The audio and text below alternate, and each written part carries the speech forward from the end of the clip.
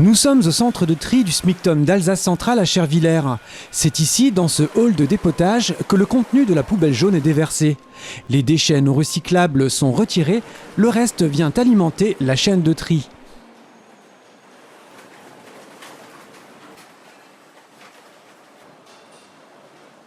C'est dans ce gros cylindre troué appelé trommel que les éléments vont connaître un premier tri. Des ouvertures de différentes tailles laissent passer les emballages selon leur forme et leur volume. En sortie du trommel, les déchets sont répartis sur 3 flux selon leur dimension. Celui comprenant les plus gros emballages part directement en cabine de tri.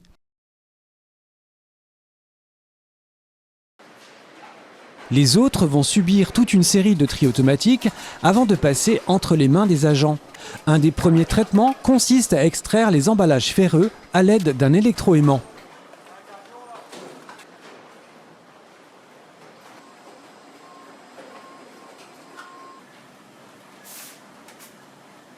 Ici, dans ce trieur optique, un faisceau lumineux analyse et déclenche par soufflage la séparation des emballages plats et des emballages creux.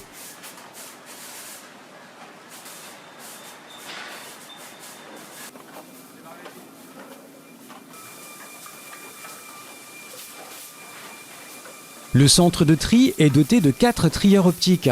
Ces machines vont permettre de séparer papier carton, film et sacs plastiques, briques alimentaires et bouteilles en plastique.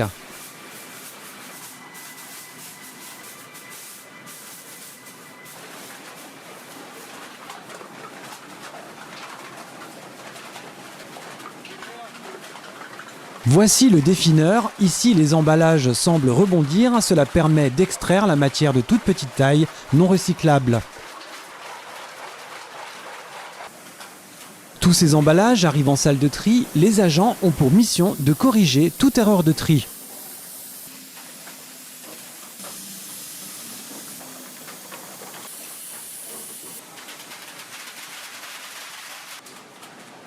Les emballages triés terminent leur course en alvéole. On y retrouve les papiers, les cartons, les films plastiques, les briques alimentaires, les emballages plastiques et les emballages métalliques.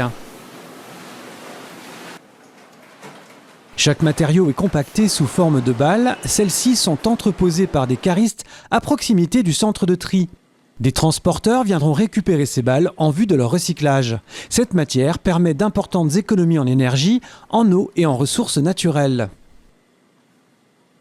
Les erreurs de tri du bac jaune sont dirigées vers la fosse où sont déposées les ordures ménagères.